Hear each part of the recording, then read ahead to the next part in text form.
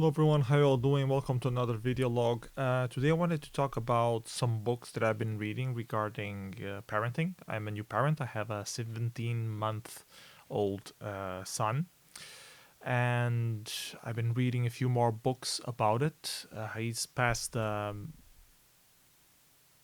a baby. He's now a toddler, sort of. He starts to understand what we say, starts to speak his own way of saying words, and he seems to understand when we explain to him to do certain things. So I started reading. I had already read the book, but I decided to reread it because I thought it was more in the proper timing now to get the most out of it. I started reading a book called Positive Parenting. So a starter's guide into positive parenting.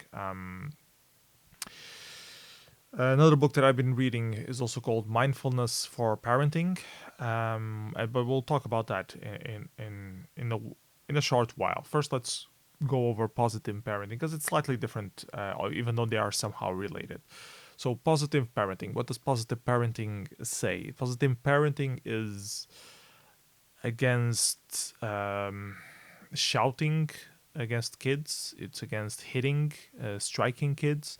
It's about finding a way to empathize with what they're going through and try to respond in an empathic way so that they understand that they are being heard of when they are doing a tantrum specifically.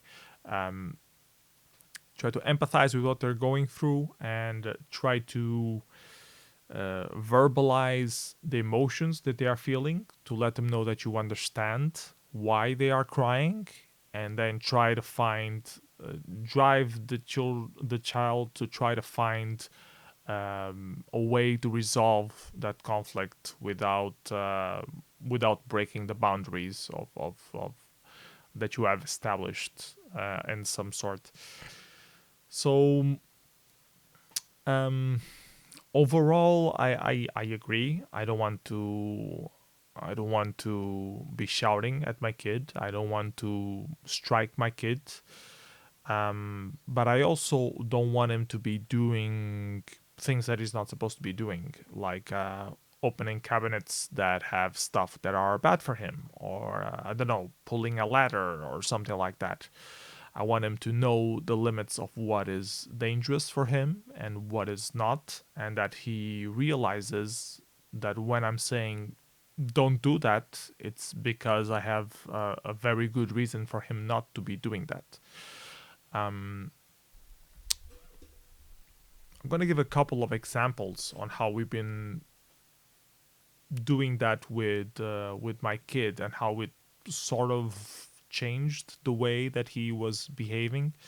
Um, so one of the things, he's very hard to sleep. He doesn't like going to sleep. Even if he's extremely tired, he refuses to go to sleep. He only goes to sleep when at daycare because they do their magic and he just sleeps. They put him down and they tell him to sleep.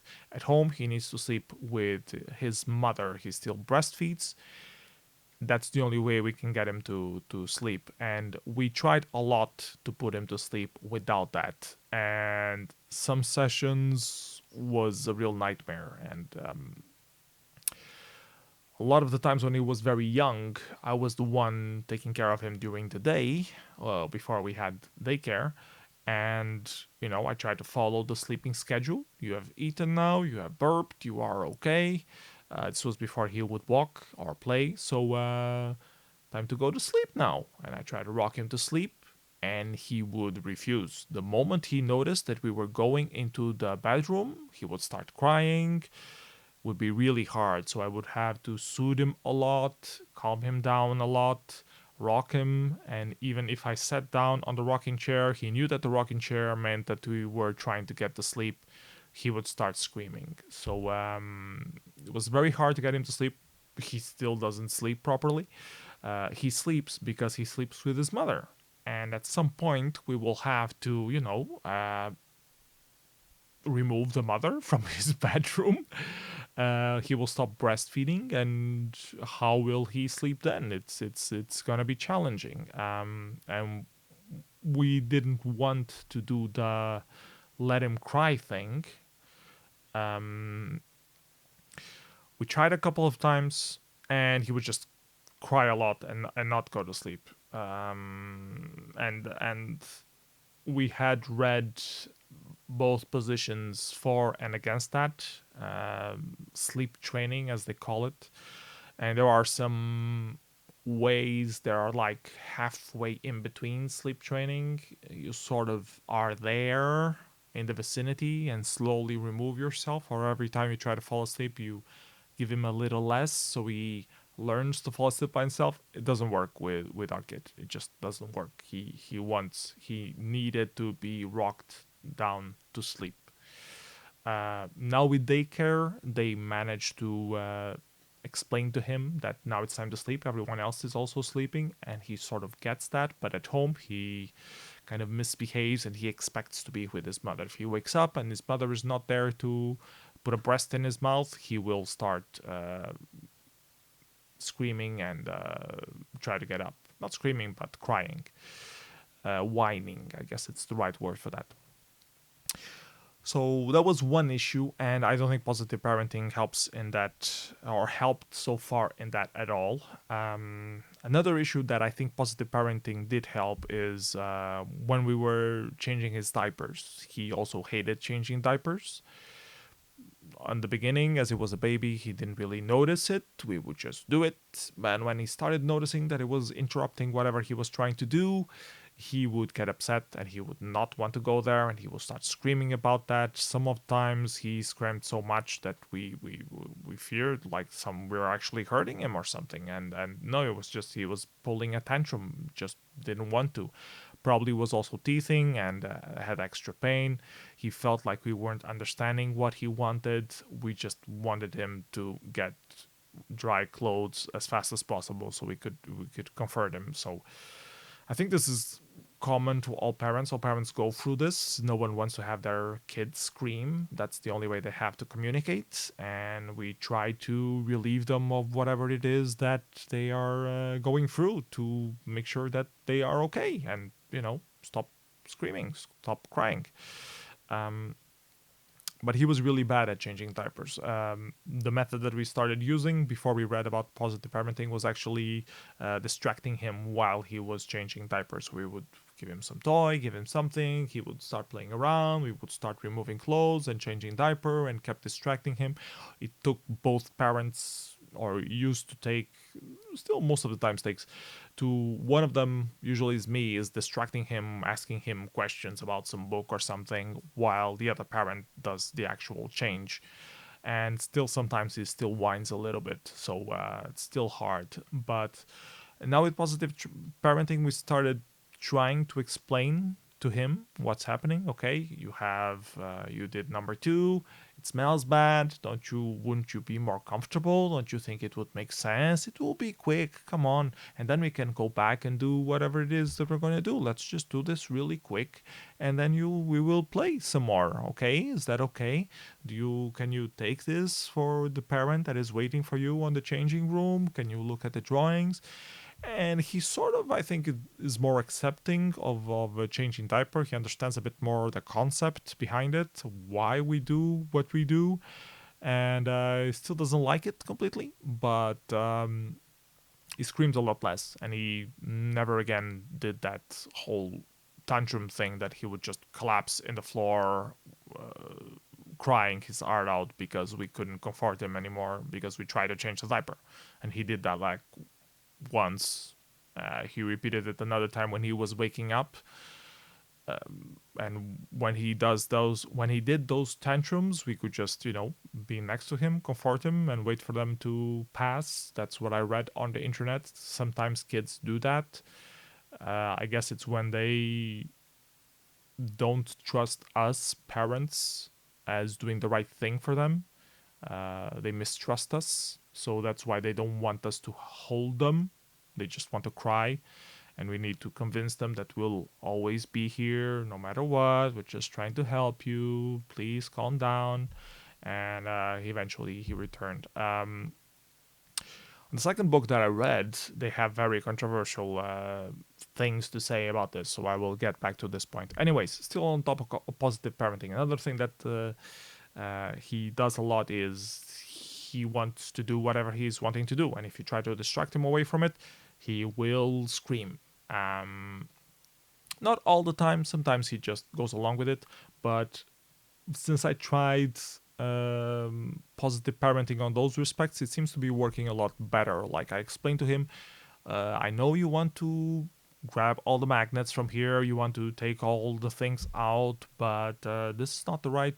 I understand you need to do this. Let's try to find something else that you can do similar to this activity where you are not, putting yourself in danger. Like tries to open all the kitchen cabinets. I can't let him do that because they have cutlery and stuff that might hurt him.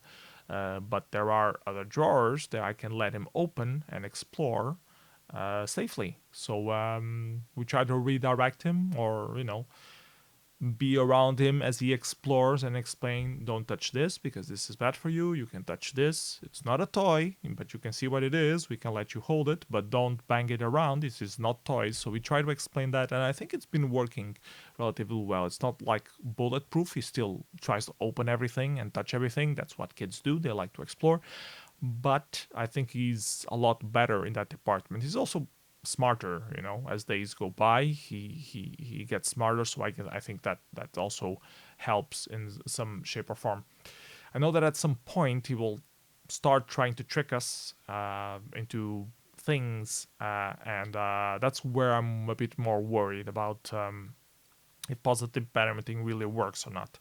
The examples that they use a lot on positive parenting book that I read was actually when they are like in the supermarket or something and they start pulling a tantrum that they really want something, and you have to try to explain to them, oh, you really want that. I can see that. It must be very frustrating not to get what you want, but we can do this and that which you also like. We can maybe do this and that, and involve them in problem solving. That's one of the points that they mention a lot on the book. Like involve them in the trying to find the solution, and if they can't figure out a solution, you can try to propose a few of them.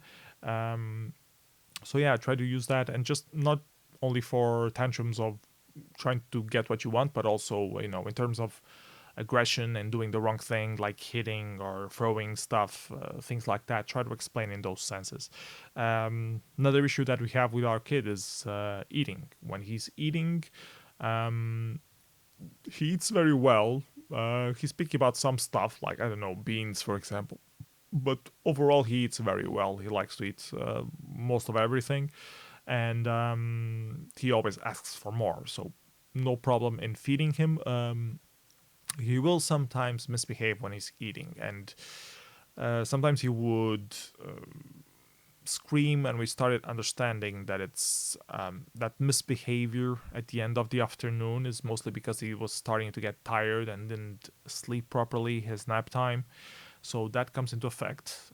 Getting to learn those cycles. When he's more tired, he tends to do more stupid childish things because he's tired.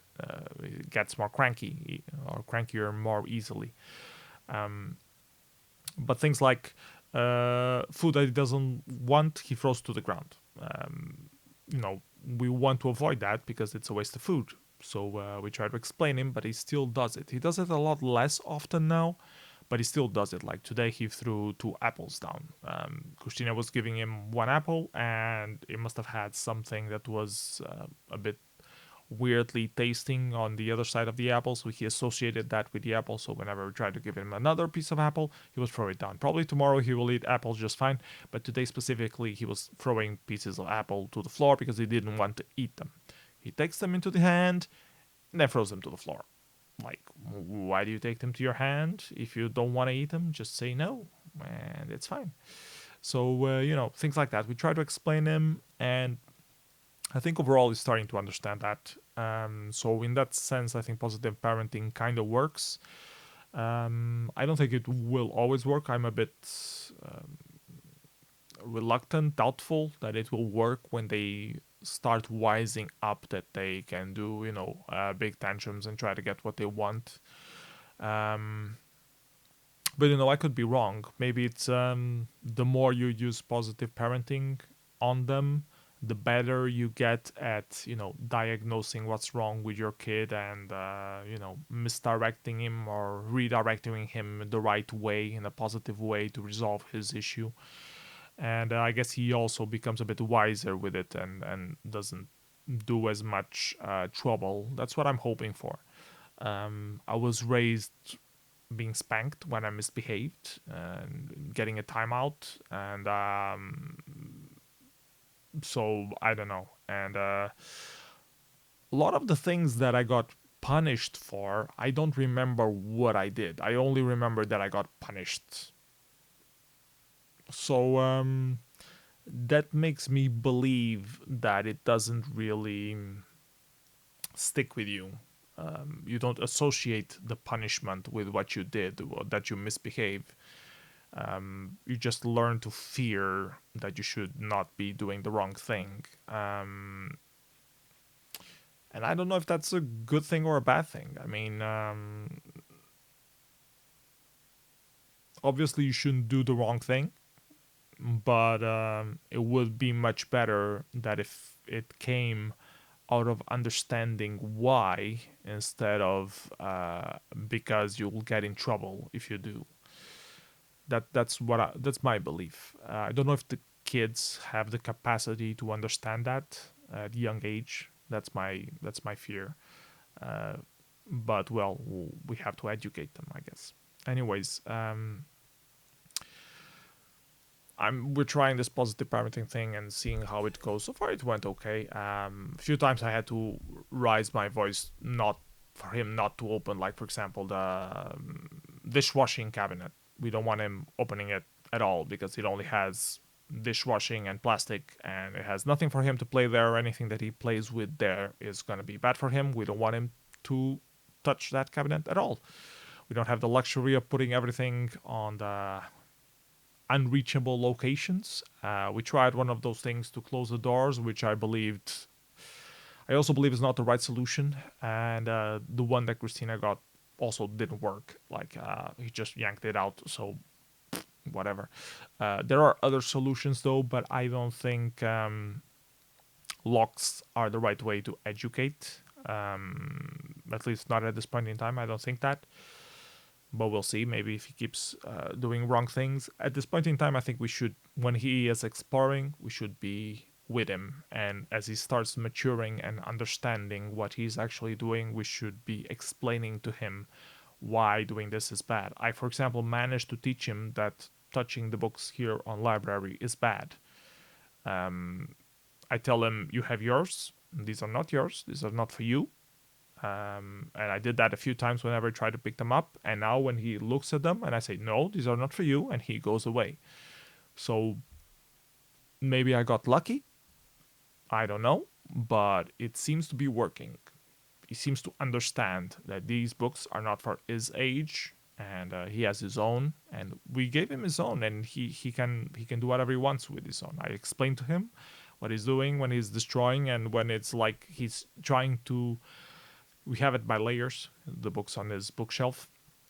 So of course he already knows everything from the bottom layer, and of course he wants the ones from the top layer. And I explained to him a few times, you can have them. I'll let them out and I'll show them to you. But you see, this has a lot of words. It doesn't have as much images as the other ones. So you won't have as much fun with them. So I saw him, and he still wanted to see every single one of them, and I showed him every single one of them. But now I think when I say that, no, those are too old for you. When you, in 1 year or 2 years, we will take those out again. And I think he complains a lot less. Like he doesn't whine about it like he used to, and he doesn't insist as much as he used to. So I don't know. Maybe it's just me. Maybe tomorrow he will complain about that by random reasons. But for now, it seems to have some sort of effect, some sort of positive way of doing that. And I think it's a lot better to try to have this empathy conversation with your kid, saying, okay, I understand why you want that. I understand why you want that. This is why you can't or you shouldn't do this. This is the middle ground. What you think about it? Can we try to do it? Can we not try to do it? Of course, it doesn't respond completely. He doesn't have full verbal capacity to think, but I think a lot of it sinks into him, and he starts understanding the things instead of just us saying no, no, no, no, and he complaining, and we say no, and him pulling attention. So I'm happy in that regard, and we're gonna keep trying it to see what works and what doesn't. But I'm curious to see what other people have done in that regard, and I'm open to discussing this kind of things with other new parents, because it's all new for me, and they say you just tend to do what other people, what your parents did to you, and I don't agree with a lot of things that my parents did to me. I agree with a lot of them as well, but in terms of discipline, I don't. I resent some of it, um, and I wish they would have explained to me why I couldn't do that. Like, for example, one specific example, I would wake up very early to watch cartoons on Sunday, and my parents didn't want me to do that because I should be sleeping, but I was already awake. So if I'm awake and I can sleep, logically, I should be watching the cartoons because that's what you do on Sunday morning. You can't do anything else. Um, so I would get up and start watching the cartoons, and then my parents would wake up and they would get mad at me because it's too early to be watching cartoons. Like, what else am I supposed to do? So I would keep doing it on the next weekend. And one day I got severely spanked because of it and couldn't watch cartoons all day. I spent the whole morning on my bedroom, not being able to do anything. And like, this doesn't make any sense because I'm supposed to be sleeping.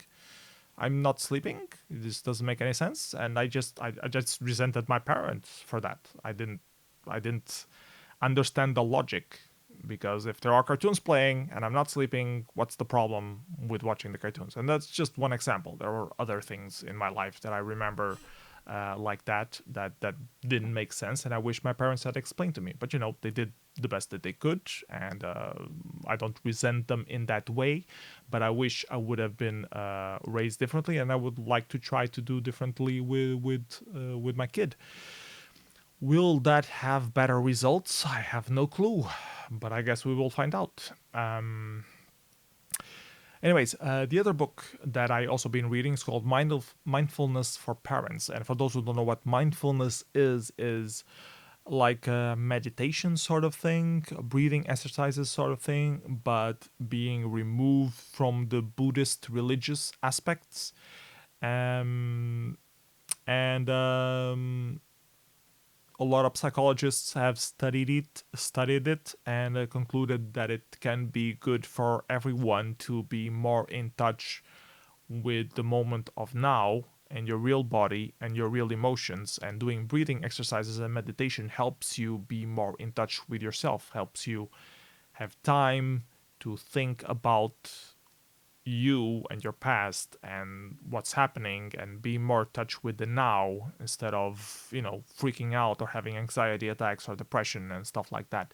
So it's prescribed a lot for people who are like dealing with anxiety or depression or things like that. They can't quite figure out or stress.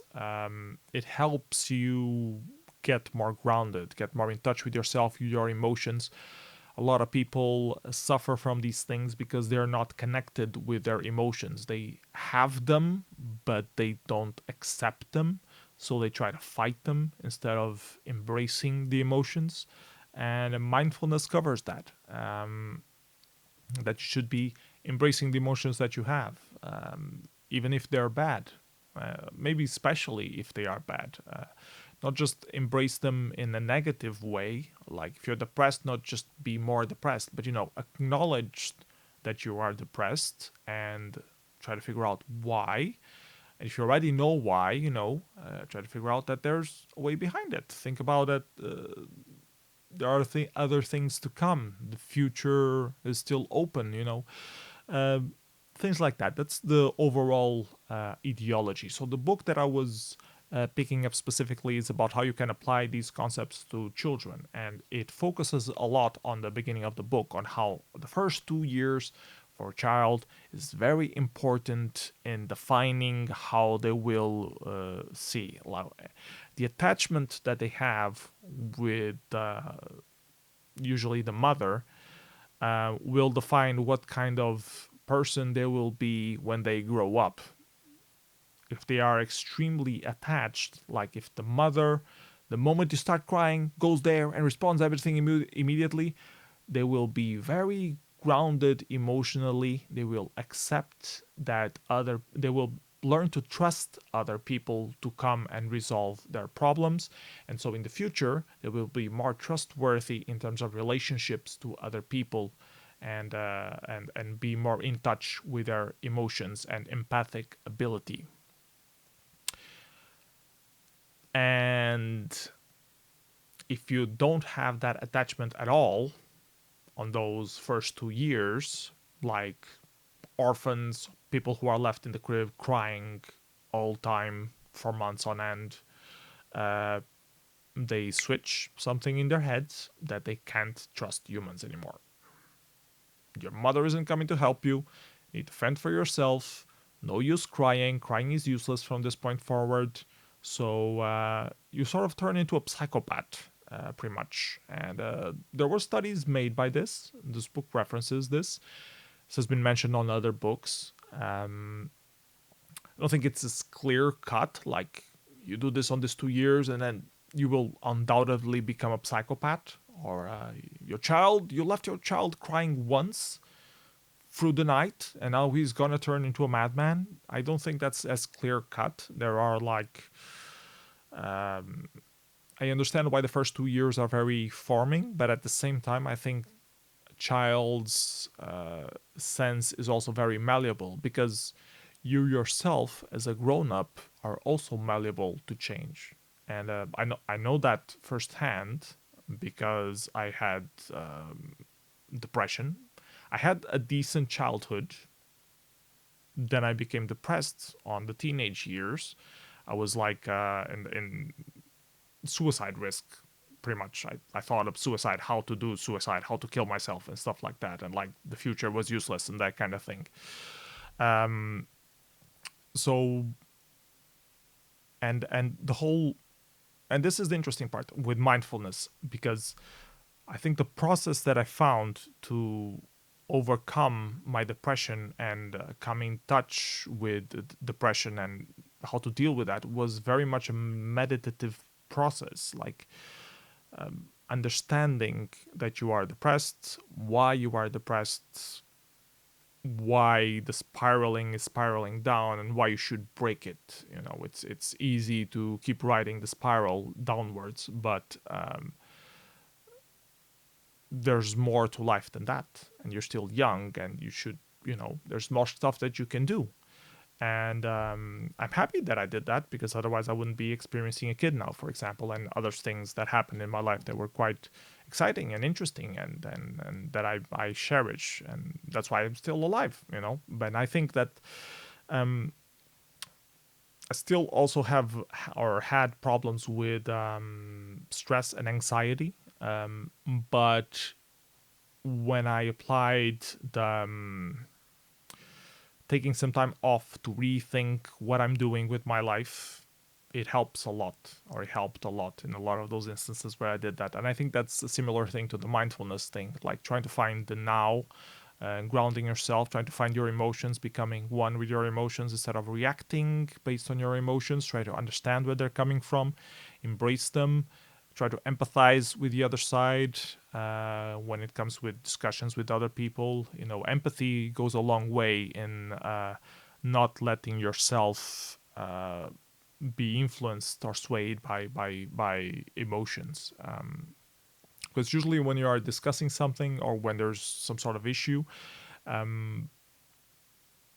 usually it's a clash of ideas between one person and the other person. And you know that the other person is wrong, but the other person won't admit that they're wrong. So that's where it starts to boil up and create anxiety and that kind of stuff. And you need to learn either to let go or I don't even know what the alternative is. You need to learn to let go and not care about that discussion.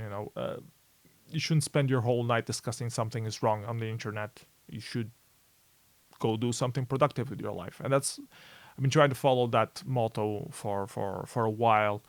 Sometimes while working at a company, it's impossible to follow that motto because you have to resolve the discussion and you have to move on with the company, and that's when things become hard. And that's why working full time at a company was stressful for me, and why I wanted to become part time and not be so much involved in those things. Was part of it was also because of the those kind of discussions and stress things and dealing with people who don't understand that they're doing things wrong, and having not being able to just walk away because it's your job to tell them that they're wrong, and they keep insisting on being wrong, and it's just it's nerve wracking. And those was one of the things that I didn't like to do. Anyways, doesn't matter. Going back to parenting, so they say that this is very important, and if you are more in touch with yourself through mindfulness, you can have a better empathic relation with your child, and know that your child needs that for him to thrive later on. So they define several ways of being attached, like being very attached, being slightly attached. Well, they have different wording for this that I don't remember. And there's one way, there's like the psychopath one, and there are one way there is always having love and always trusting all relationships. And they say that that's good for the long term, for when you're older.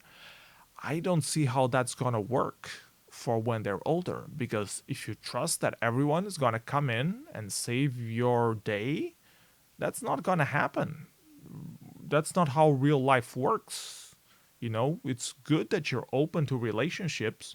You're gonna get stabbed. You're gonna get stabbed in the back. You're gonna get stabbed in the front. You're gonna get stabbed sideways. People aren't gonna rush in and help you. That's not how the world works. It's good to have that kind of relationship with someone else, and it's good that you are open enough to have that kind of relationship with other people, that you are always open to do that instead of closing yourself off. I agree with that, but if you're open to everyone and expect everyone to be nice, that's gonna work. People are gonna take advantage of you, and they're gonna hurt you. So I don't think that's something good that you should be teaching your child. Of course, maybe that might be good to teach them in the beginning as they're forming. And then when they're starting to have, a mind of their own, when they start reaching their teens, you start explaining, there are also some bad people in this world. People who will take advantage of you. There are a lot of bullshitters out there. There are people who will say they want a relationship with you, but they only want to exploit you for their own gain. Most relationships only happen when someone wants something from you. And at that time, when you finally explain that to the child, they will be heartbroken or mistrustful that you are being truthful. So I'm not sure if that's entirely the. I can agree that that might be more a better way for you to understand others, to empathize with others, but I don't think that's a good way to secure a positive living in this world as we know it. Anyways, the other two types of attachment are more detached from the mother. They don't trust as much the mother. So in the future, they will not trust as much other people. The relationship that they have with the mother on those first 2 years are the ones that will define how they treat other people later on. That's the hypothesis of this thing, which they state as a fact on the book, but I have serious doubts on that being true. Anyways, later on, people will be more on those other two profiles. Later on, people will be more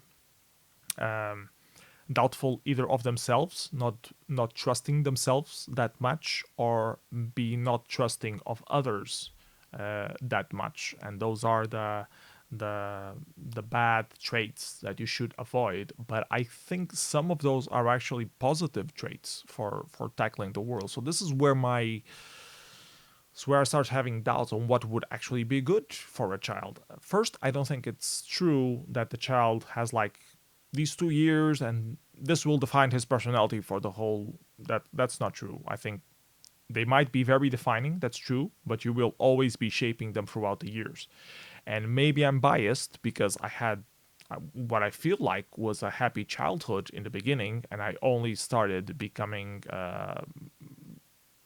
troubled person when I reached my teenage years, and I started feeling this dissociation, like no one understood me, and that I was alone, and that I could not connect with anyone on a real level.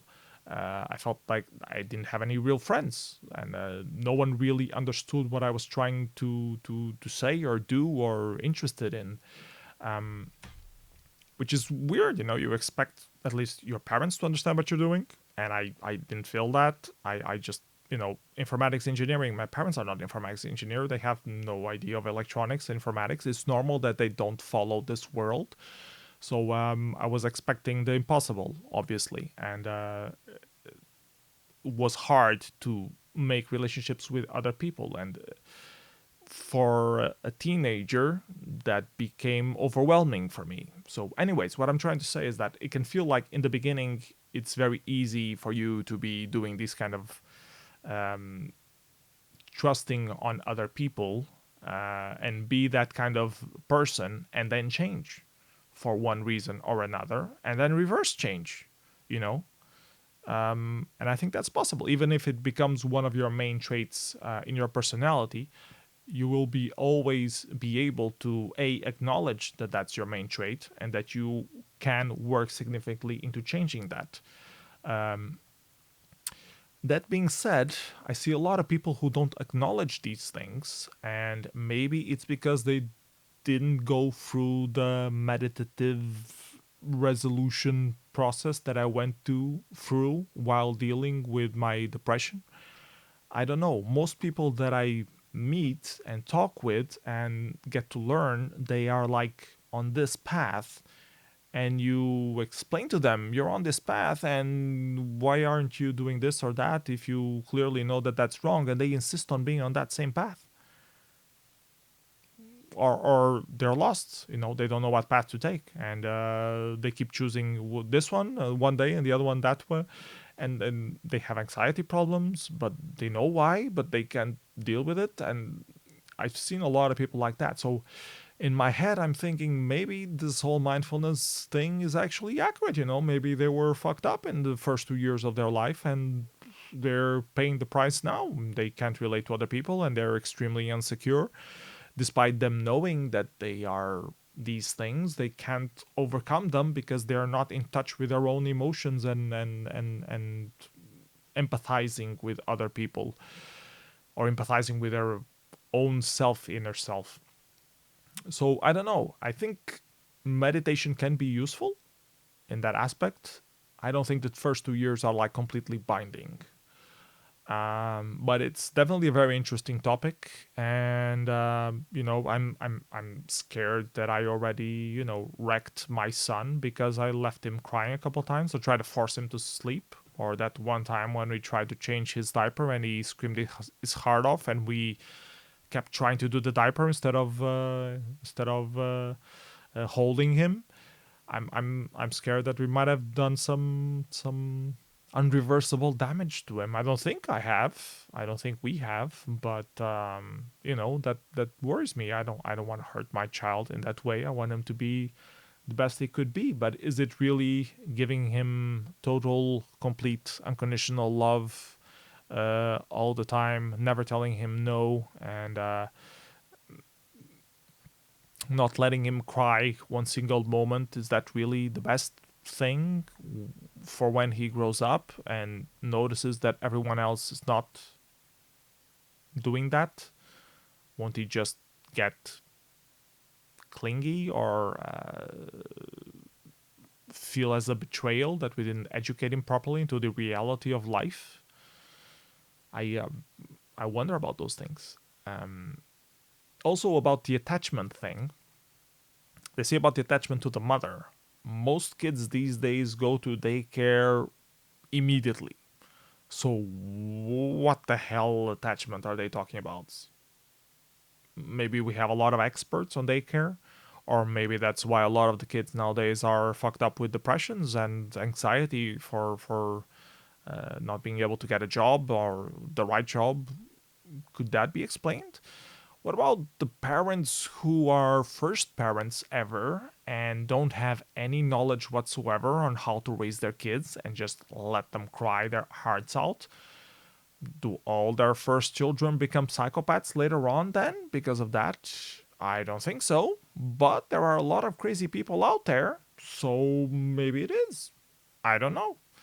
Uh, should definitely have more studies on that, but I would like to believe that people are malleable throughout their lives. And what I choose to do for my kid is to love him unconditionally, explain the limits. Um, I want never to spank him. I will forbid him from doing certain things, but I will try to explain as much as I can why he is forbidden from doing that, and redirect him to something that he can do.